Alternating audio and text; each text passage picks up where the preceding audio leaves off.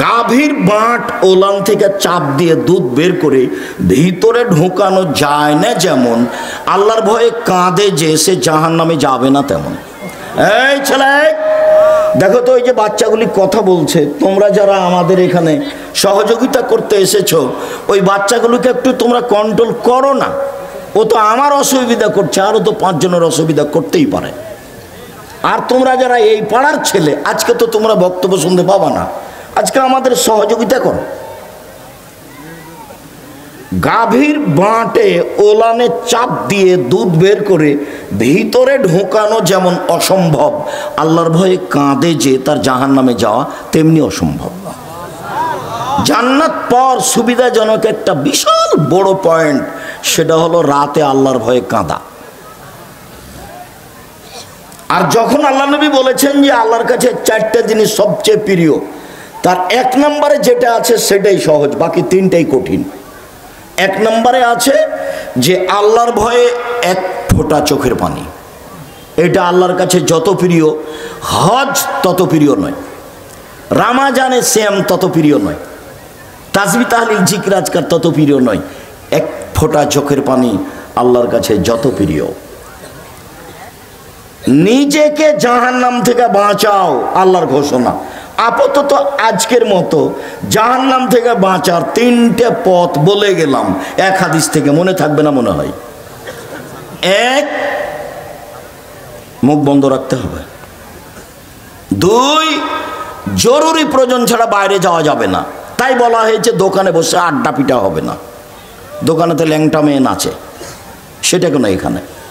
সেটা কেন? আল্লাহ নবী মুহাম্মদ সাল্লাল্লাহু আলাইহি ওয়াসাল্লাম বলেছেন, লা ইয়াকুনান্না ফি হাযিল উম্মাহ খাসফুন ও মাসখুন ও কাযফুন। আমার উম্মতের উপরে 3টে বিপদ নেমে আসবে। 1, ভূমিকম্প হবে। 2, আকার আকৃতি পরিবর্তন হবে।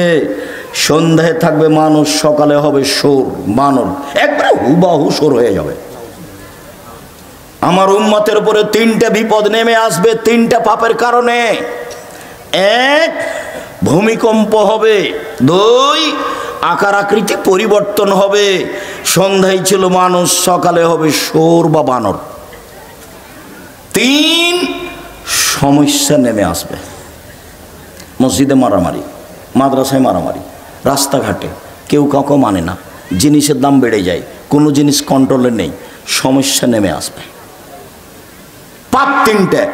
1, ওয়াযালিকা ইযা যারাবু বিল মাআসিফ ইযা শারাবুল খুমরা, যখন মানুষ নেশাদার দ্রব্য পান করবে।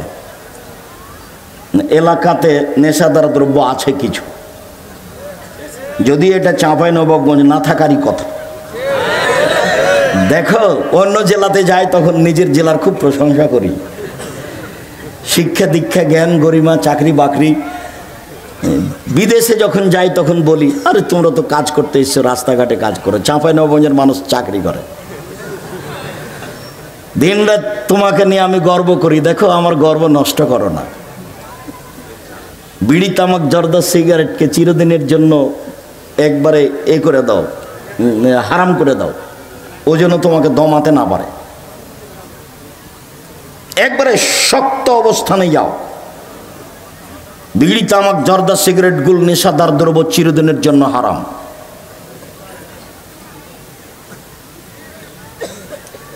রাসূল সাল্লাল্লাহু আলাইহি ওয়াসাল্লাম বললেন, আমার উম্মতের উপরে 3টা বিপদ নেমে আসবে 3টা পাপের কারণে। 1, আমার উম্মত যখন নেশাদার দ্রব্য পান করবে তখন 3টা বিপদ নেমে আসবে। 2, জাহারাতিল কায়নাত, মেয়েরা যখন নাচবে।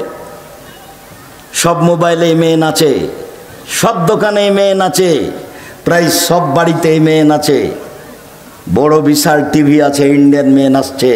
জান ঠান্ডা হয়ে যাচ্ছে, কলিজা সহাত হয়ে যাচ্ছে, চক্ষু ঠান্ডা হয়ে যাচ্ছে, ধর্ম পাগল হয়ে গেছে।